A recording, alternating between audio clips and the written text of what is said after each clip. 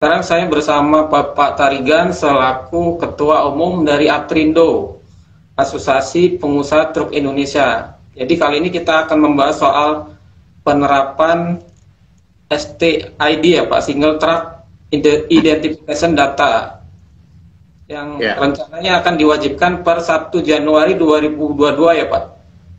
Iya, betul. Nah, menarik Pak, ini soal STID ini sebenarnya dasar penerapan ini apa Pak, kalau dari informasi yang didapat dari Aprindo Pak? Baik, teman-teman semuanya, terima kasih telah bergabung di sini. Pertama-tama saya ucapkan Assalamualaikum warahmatullahi wabarakatuh. Selamat siang. STID perlu saya jelaskan dulu apa itu STID. Sebetulnya nama STID ini adalah Single Truck Identification. Jadi di Pelabuhan Tanjung Priok 20 tahun yang lalu sudah diterapkan sebetulnya yang namanya TID. TID itu berupa kartu yang mana setiap truk harus memiliki memiliki kartu TID, Truck Identification. Truck Identification ini, kartu ini seperti kartu tol, sehingga truk masuk ke pelabuhan itu pintunya dapat terbuka dengan kartu tersebut. Nah, mengapa ada TID? Pada awalnya itu adalah mempunyai sejarah yang panjang, bahwa sistem di luar pelabuhan dengan sistem di dalam pelabuhan ini kan ada dua sistem yang harus bersatu. Ketika ibarat kita masuk ke dalam satu ruangan atau satu daerah, ditanya, kamu itu siapa?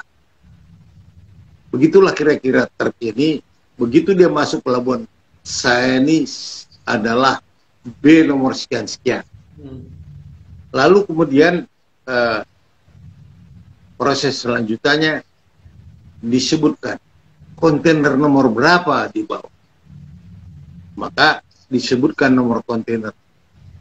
Ketika kontainer ini disebutkan namanya, maka ketahuanlah apa barangnya dan masuk untuk dilayani ke mana tempat penumpukannya dan dikhususkan untuk kapal apa, apakah sudah banyak sekali fungsi yang ada di belakangnya diperlukan, sehingga diperlukanlah tanda-tanda yang masuk ke dalam. Jadi ini adalah menghubungkan suatu sistem kepabeanan dan sistem kepelabuhanan. Mengingat begitu pentingnya, waktu itu pertama kali kami menerapkan TID ini dengan studi banding yang kami lakukan ke Hong Kong pada waktu itu.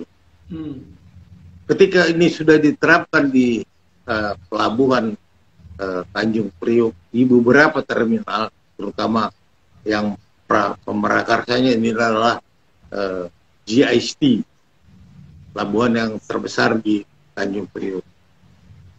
Lama-kelamaan, setelah berproses lama, maka setiap terminal membuat sistem sendiri-sendiri, sehingga begitu banyak kartu yang dibutuhkan untuk masuk. Dan kadang-kadang truk ini masuk ke terminal JCT, kemudian besok masuk lagi di terminal NPC 1, kemudian di MAL, dan di pelabuhan Tanjung Priok itu kan banyak pelabuhan, sehingga perlu banyak kartu. Untuk itu maka dibuatkanlah satu untuk semua, kira-kira begitu. Makanya ada tambahan kata single di dalam kartu itu, maka single TID. Itu kira-kira sejarah mengenai kenapa diperlukan single TID di Tanjung Priok. Jadi ini program dari Otoritas Pelabuhan atau dari Pelindo ya Pak? Di pelabuhan ini banyak penguasa. Ya, penguasa saya bilang ya banyak yang mengatur, tapi seluruhnya itu dikendalikan oleh otoritas pelabuhan. Pelindo punya banyak terminal. Pelindo itu sebagai operator dan terminalnya banyak. Kemudian ada juga di satu sisi di lain ada bea cukai, karantina. Jadi semuanya membutuhkan informasi. Sehingga begitu pentingnya kartu ini. Dan kartu ini hanya tidak akan berhenti sampai di situ aja, karena akan merupakan satu database yang akan dikembangkan di dalam hal mengatur produktiviti pelabuhan dan terminal. Karena waktu kami sudah studi banding ke Sydney, di sana itu ada namanya TBS, Terminal Booking System. Maka untuk memaksimalkan truk dan pelabuhan diperlukan ada satu sistem untuk memaksimalkan produktivitas kedua belah pihak. Saya kira itu untuk ke depan.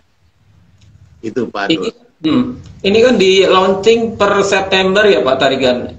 Artinya udah untuk yang TID dari masing-masing terminal itu sudah tidak berlaku atau gimana Pak? Ya, otomatis kalau single TID ini sudah mandatori, maka TID yang ada di beberapa terminal akan dihentikan dan tidak berfungsi lagi. Begitu di-issue satu single TID, maka berarti untuk pelabuhan-pelabuhan yang lainnya tadinya ada kartunya automatically langsung disuspend. Jadi sebagai pengganti TID yang ada di terminal-terminal. Sekarang masih dalam masa transisi atau gimana Pak? Ya, ini memang masa transisi. Jadi ini merupakan transisi, sehingga apabila sudah full nanti single TID, maka ini merupakan suatu sistem yang akan dikaitkan dengan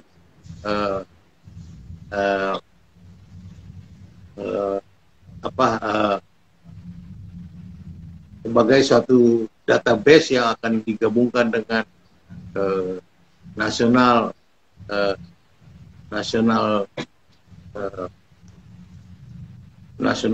data nasional lah, kira-kira begitu. Ini merupakan satu start awal, karena nanti mungkin juga akan dikembangkan ke luar daerah, karena seperti pelabuhan-pelabuhan kan juga banyak juga di luar Tanjung Priok ini, adalah seperti Cirebon, Banten, ya akan jadi satu semuanya. Oke, berarti ini jadi bagian dari pilot project dari OP Pak, untuk diterapkan di semua pelabuhan nantinya ya Pak? Betul. Dan kartu ini juga berguna untuk tol, jadi ada imaninya juga, begitu kira-kira. Pak, sebenarnya di STID itu data yang tersimpan apa saja Pak? Sebetulnya yang disimpan hanya identity daripada truk itu sendiri, siapa pemiliknya, kemudian apa jenis kendaraannya, dan dia sudah memenuhi syarat belum, kirnya. Jadi itu merupakan suatu alat juga untuk men-screen apakah truk itu sudah memenuhi persyaratan secara safety. Mas Abdul. Dan itu kabar terakhir sudah ada kerjasama dari Dishub Jakarta Pak untuk monitoring dari kiri itu juga.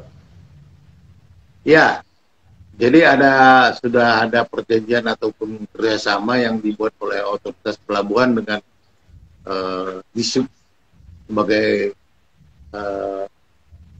yang membawahi kir atau tempat uji kendaraan itu, sehingga data itu sudah dapat di cross check secara IT. Jadi tidak lagi harus kita, kalau selama ini kan kita gunakan cek kir Jakarta itu, kita ketik nomor platnya apakah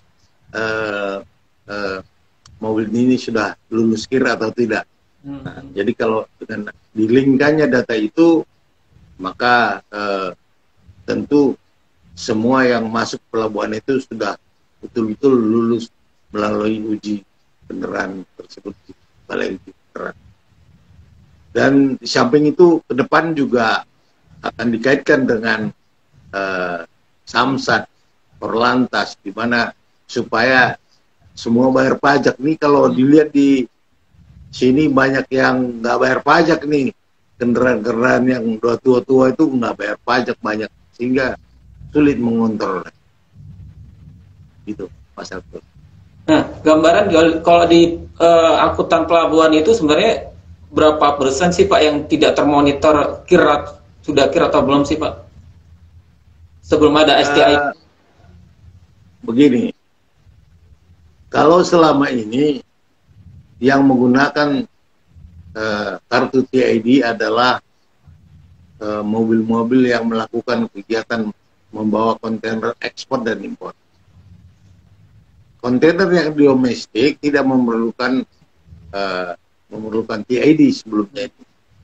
Nah, jumlah kontainer yang diangkut baik ekspor dan impor itu hampir sama dengan jumlah yang dibawa untuk kontainer domestik.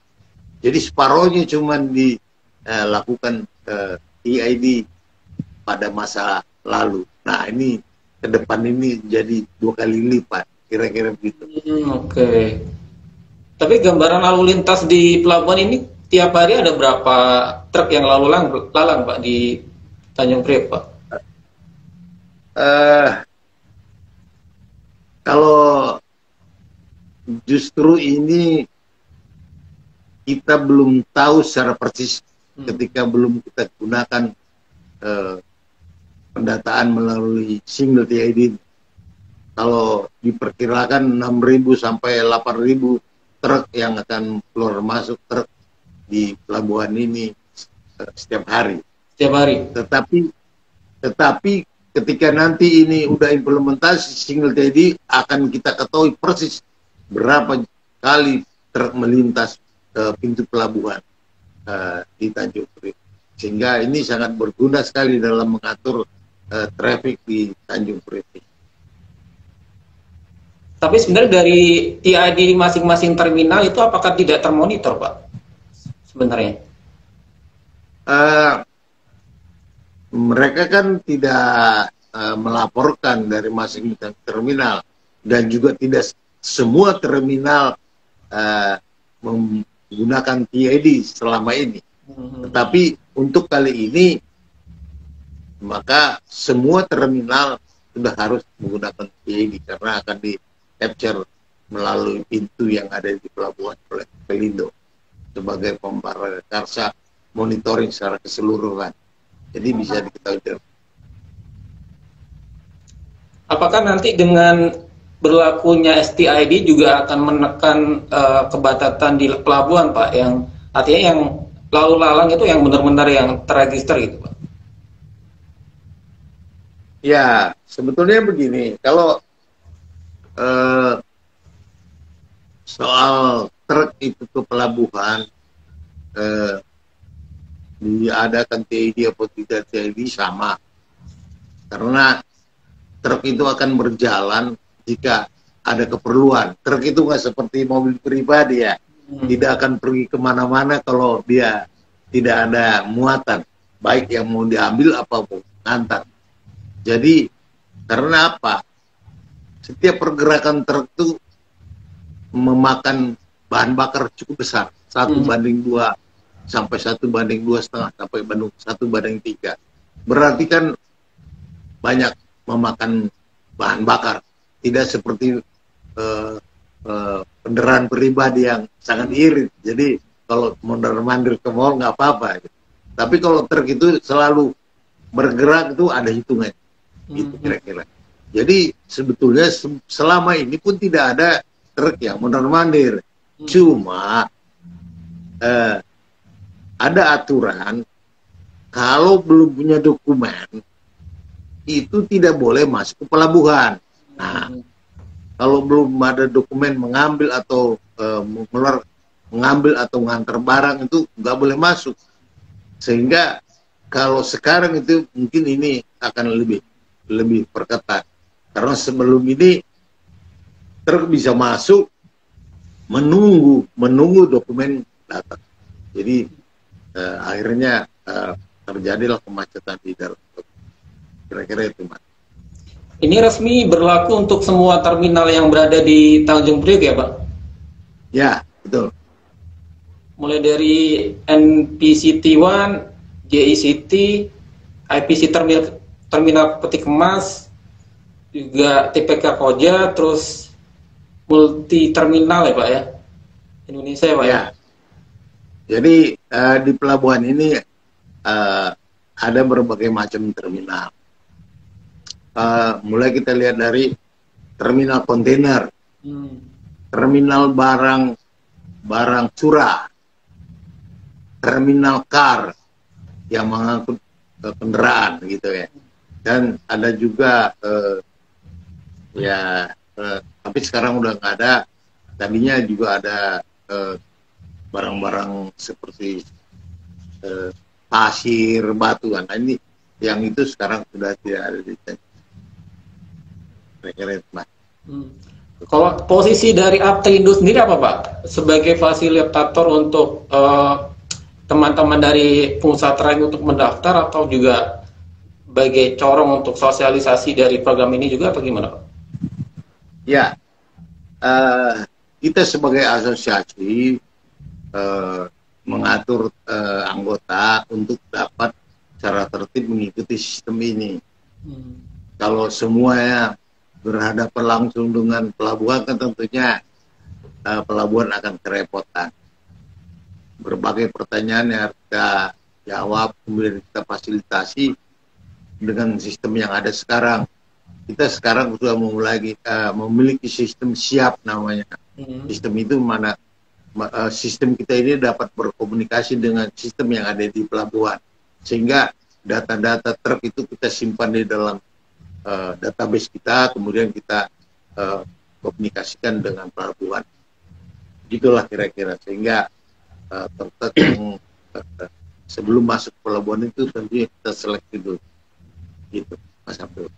Ya, berarti posisi Aptrindo ini sebagai fasilitator buat teman-teman tracking barangkali untuk daftar gitu ya Pak, untuk program STID ini ya Pak? Betul. Jadi memang setiap harinya kan kalau dulu bahwa pengusaha truknya juga harus menyerahkan dokumen perusahaannya kepada kita, karena setiap truk yang mengangkut barang di pelabuhan Tanjung Priok harus dapat mampu telusur. Jadi artinya dapat ditelusuri truk A mengangkut barang apa, sehingga kalau ada masalah terhadap barang yang diangkut, kita bisa telusuri truknya. Kira-kira begitu. Jadi baik dari segi keamanan dan rasa nyaman sebagai importer atau eksportir itu, kalau menggunakan truk Aptrindo itu terjamin lah bahwa dilayani oleh pengusaha truk yang memang betul-betul suatu pengusaha truk profesional. Kira-kira itu. Sampai hari ini sudah berapa armada dan perusahaan yang sudah terregister di Aptrindo Pak untuk program STID Pak? Kalau secara database kita kan memiliki perusahaan dalam anggota di Jakarta ini hampir 900 perusahaan. Tapi hari ini kita lihat di dalam sistem bahwa untuk mengajukan STID ini baru sekitar separuh lah, 500-an lah, 500 perusahaan. Separuh lagi belum, karena sekarang kan sistemnya sistem baru. Kita harus menerima yang sudah mempunyai OSS, jadi dia harus terdaftar di OSS. Maka ini nasional ekosistem ini kan akan berjalan. Jadi dari NLE masuk ke kita, kemudian baru kita serahkan ke otoritas pelabuhan. Otoritas pelabuhan namanya PMKU, jadi pemberitahuan kegiatan usaha di pelabuhan. Jadi mereka udah terdaftar sebagai sebagai perusahaan yang melayani kegiatan di pelabuhan yang dikoordinir oleh otoritas pelabuhan di bawah Direktorat Perhubungan Laut. Dari 500 itu ada berapa armada Pak yang sudah terregister Pak? 500 perusahaan itu? Kalau armadanya baru sekitar 5.000-an lah, 5.000-an yang sudah memiliki kartu. Terakhir kemarin saya lihat sudah 5.000-an yang akan berjalan terus. Mungkin ini nanti sampai kepada 15.000, kira-kira begitu. Dan ini tanggal 31 Desember tinggal beberapa hari. Iya betul. Tapi, ya ini makanya saya juga melihatnya ini, karena truk yang akan dikeluarkan kartu atau sistem STID-nya itu adalah truk yang telah membayar pajak dan memiliki uji kir yang berlaku. Jadi sekarang ini memang lagi berebut ini bagaimana menyelesaikan kegiatan ini, karena selama ini banyak juga yang melalaikan pembayaran STNK atau pajak dan juga masalah kir. Itu Pak Dul. Nah ini 15.000 unit itu perkiraan populasi yang ada di Tanjung Priok atau target dari Aprindo yang mau diregister Pak? Kalau truk yang pernah mengunjungi Tanjung Priok sebetulnya lebih dari 30.000, karena ini ada truk yang dari luar juga sekali-sekali datang ke sini kan gitu ya, kemudian tidak kembali lagi gitu. Jadi makanya kita yang secara permanen dia melakukan kegiatan di Pelabuhan Tanjung Priok mungkin antara 15 sampai 20.000. Nah, ditambah lagi kegiatan truk-truk yang tadi yang kita tidak terdaftar di dalam anggota kita, yaitu truk yang domestik tadi, yang kegiatan yang mengangkut kontainer domestik. Berarti potensi yang akan terregister itu lebih dari 15.000 sebenarnya Pak ya? Ada sekitar 30.000 lagi gitu Pak ya? Ya, memang begitu. Karena sekarang ini kan seluruh aktiviti baik domestik maupun internasional di-capture oleh sistem JID ini. Ini membuat pelabuhan semakin lebih tertib ke depan, saya kira itu. 15.000 itu target yang ditetapkan Aprindo maksudnya untuk yang terregister ya Pak? Iya, jadi kalau sudah terdaftar 15.000 berarti pelayanan untuk kegiatan di Tanjung Priok itu sudah dapat melayani kegiatan yang sehari-hari dilakukan di Tanjung Priok. Pak, sebenarnya dari OP itu kan memberi pilihan untuk cara mendaftar untuk STID Pak, bisa lewat asosiasi atau mandiri Pak. Kalau dari Pak Tarigan apa bedanya Pak dari keduanya, dan apa keuntungannya misal dari asosiasi gitu? Sebetulnya sebaiknya melalui asosiasi lah. Kalau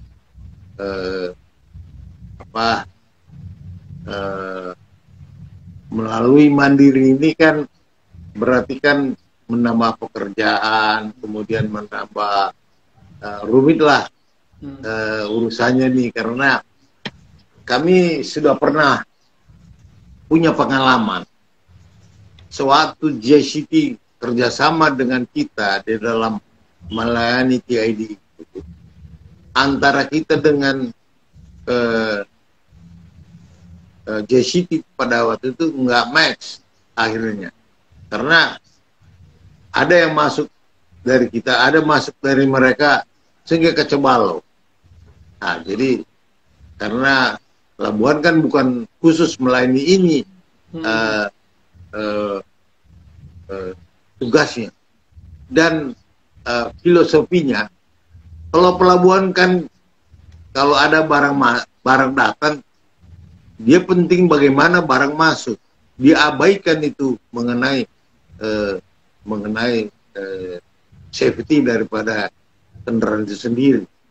Lalu ya maka identitasnya truk ini pun tidak jelas masuk ke dalam. Sehingga ini nanti akan mengacaukan. Kemudian kalau ada sesuatu barang yang hilang, ditrace, dilihat, wah nggak tahu, nggak bisa dilacak kemana yang bersangkutan. Ini yang perlu kita awasi. Saya pikir ya ke depan mestinya tidak ada yang melalui mandiri. Pak, bisa dijelaskan lagi soal aplikasi Siap itu, Pak? Berarti buat teman-teman tracking mau daftar STID bisa lewat aplikasi itu ya, Pak? Ya, jadi kita itu website kita itu aptrindo.id itu memang ada di dalamnya program platform Siap. Jadi itu siapapun bisa mengakses, kemudian mendaftarkan diri, memasukkan ke PT-nya ke dalam, kemudian nanti kita verifikasi, kemudian setelah itu kita verifikasi, maka dapatlah masukkan truknya yang mau datang ke pelabuhan. Saya kira simpel-simpel saja, siapapun bisa melakukan itu. Itu. Kalau syarat-syarat berkasnya yang harus disiapkan apa, Pak? Yang memang udah untuk menghindari potensi ditolak gitu, Pak? Nah, kalau pertama kan ada dua sisi. Sebetulnya ada tiga sisi, tiga hal yang penting di dalam kegiatan tracking di pelabuhan. Pertama perusahaannya. Perusahaannya sendiri, kalau dia melalui OSS, ada namanya nomor SIP-nya, maka surat SIB-nya, maka itu udah aman semua ke bawah itu. Ketika itu sudah disebutkan itu berarti cuma menyebutkan itu udah berarti perusahaannya udah jelas, alamatnya di mana dan siapa pemiliknya udah. Itu tahap pertama. Setelah selesai itu baru memasukkan data truk. Data truknya itu dua hal yang paling penting. Pertama itu dia melampirkan STNK-nya. STNK-nya di scan, kemudian diupload, sudah itu beres.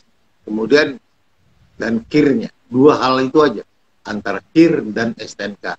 Clear sudah bisa keluar langsung. Kita ajukan kartu untuk mengeluarkan STID. Sebenarnya simpel-simpel aja. Itu di luar data driver ya, Pak? Itu pure untuk armada sama perusahaan aja ya, Pak? Ya, ke depan kita akan namanya ada lagi satu lagi driver identification, DID. Nah, nanti kita perlu memasukkan KTP supir, kemudian SIM supir. Nah, udah selesai. Satu lagi, supir tuh harus melalui training, namanya ada awareness training untuk masuk pada pelabuhan, karena setiap pengemudi itu harus mengetahui paling tidak bagaimana sih di pelabuhan, mana pelabuhan A, B, C, D, itu kan dia harus tahu. Jadi ada awareness driver itu. Maksudnya training ini harus tersertifikasi atau gimana, Pak, untuk driver pelabuhan, Pak? Ya, betul. Kalau ke depan harus disertifikasi karena akan semakin complicated di pelabuhan itu yang harus diketahui. Jadi harus ada pengenalan mengenai pelabuhan. Saya kira gitu.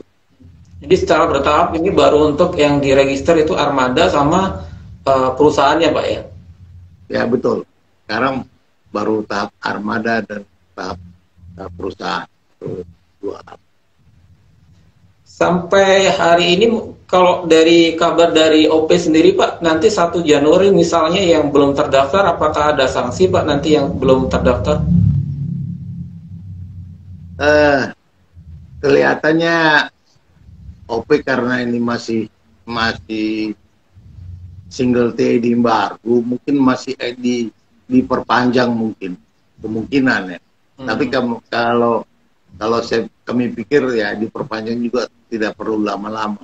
Kalau semakin lama diperpanjang, biasanya kan orang Indonesia kan kalau diberi waktu biasanya santai-santai aja kan begitu ya. Kalau ujiannya diperpanjang seminggu lagi, santai lagi orang. Tapi kalau ujian besok pagi dibilang, semalam pun semuanya beres. Betul, betul. Tapi ini persisnya memang mandatori Pak nantinya Pak untuk STM. Oh ya, kalau Anda kan pengalaman itu di pintu tol. Kalau di pintu tol itu dulu masih diperkenankan membayar tunai dan kartu, maka cenderung root tuh. Tapi kalau dibilang tanpa kartu Anda tidak lewat, dipaksa begitu, semuanya juga tidak lagi masalah. Sampai sekarang kan sudah pakai kartu semua. Saya kira begitu juga di pelabuhan. Itu Mas Abdul. Pak, sudah ada respon nggak Pak dari masing-masing daerah, mungkin pelabuhan di Tanjung Perak, Tanjung Mas, mungkin dari teman-teman Aprindo di daerah Pak terkait program ini Pak?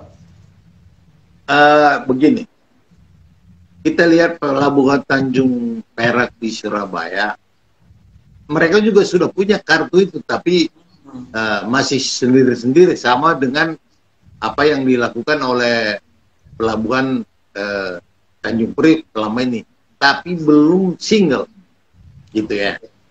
Jadi di Tanjung Mas juga sudah punya seperti itu, tapi masih sendiri-sendiri. Jadi belum terintegrasi, begitu. Jadi ke depan ini harus diintegrasikan semua. Terlebih-lebih kalau Pelindonya sekarang udah terpusat jadi satu Pelindo semua. Jadi harus sama satu, sistemnya jadi satu. Saya kira itu.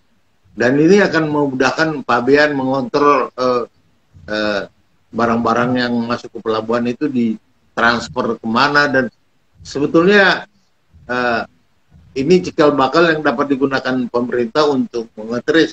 Selama ini kan survei arah dan asal barang dan tujuan barang itu kan selalu disurvei tiap tahun. Nah, sekarang dengan ada single TED ini semuanya bisa diakses mudah, kira-kira begitu. Artinya ada potensi untuk integrasi dengan program nasional logistik ekosistem gitu Pak ke depan, atau gimana? Oh iya, ini di dalam pemikiran saya sebetulnya ini ke depan sudah harus nyatu nih dengan timbangan jembatan timbang dan pintu tol segala macam, supaya tertib. Kan kita ini selalu disalahkan orang overload ini ya, padahal ini teman-teman nih ada yang tidak, ada yang melakukan overload, tapi nggak bisa diatasi sampai sekarang kan begitu. Nah, padahal dengan overload ini pengusaha truk dirugikan loh. Ya, kami lebih senang itu truk itu dimuati secara standar, dibayar dengan standar, karena membawa overload itu juga tidak menambah income yang itu ekstra, hanya membuat mobil rusak dan keselamatan tidak terjamin. Saya kira itu. Artinya ke depan dengan nanti database sudah terkumpul dan ada potensi untuk diintegrasikan dengan jembatan timbang, monitoring untuk zero odol lebih mudah gitu Pak? Iya, karena sesuai dengan program pemerintah kan sekarang kalau pengawasan terhadap kelebihan muatan itu hanya dilakukan di jembatan timbang, masih banyak jalan yang tidak punya jembatan timbang. Nah, maka kemarin ada kesepakatan bahwa jembatan timbang itu akan diladakan di jalan tol. Nah, ini kan tambah. Kemudian jembatan timbang ataupun difungsikan itu dermaga penyeberangan. Nah, artinya kalau ke depan ini muatan lebih atau overload tidak dapat diangkut di dalam kapal penyeberangan. Nah, ini betul-betul kalau dilaksanakan berarti udah berkurang lah. Artinya mungkin sekaligus dapat menghilangkan, kalau menghilangkan overload itu, baik di penyeberangannya, di tolnya, kemudian ada di jembatan tiba. Satu hal yang kenapa sih overload itu sangat merugikan kita semua? Begini, karena kita khawatir, karena ini kan kesepakatan dunia bahwa masalah keselamatan ini masalah kemanusiaan yang diutamakan. Ketika seperti sekarang ada accident yang dilakukan oleh truk ini, kan kita dibully terus. Maka dikhawatirkan nanti negara maju itu membuat suatu tindakan terhadap kita, tidak boleh menjual produknya ke negara-negara Eropa karena barang yang dihasilkan oleh negara kita itu diangkut oleh kendaraan yang tidak berkeselamatan. Ini berbahaya ke depan. Nah, kira-kira begitu. Jadi artinya mari kita sama-sama, apalagi sesuai dengan arahan Pak Jokowi kemarin di Bali kan, bahwa tahun depan kita akan mengadakan rapat G20 yang mana tema paling utama adalah green economy. Nah, jadi kan ini kita sebagai tuan rumah, kemudian Pak Jokowi sebagai pimpinan G20 sekarang yang menyatakan green economy, padahal pelakunya kita sendiri tidak green. Ah, itu yang silakan nanti ke depan. Saya kira begitu. Dan dari pihak kepolisian dengan database nantinya misal jadi program nasional ini terkumpul akan memudahkan mereka untuk dari sisi keselamatan keamanan, Pak, ya, untuk monitoringnya, Pak. Betul. Jadi kita kan menuju kepada sekarang kan pihak kepolisian kan sekarang melakukan nggak ada tilang fisik, kan tilang elektronik ya gitu kan ya.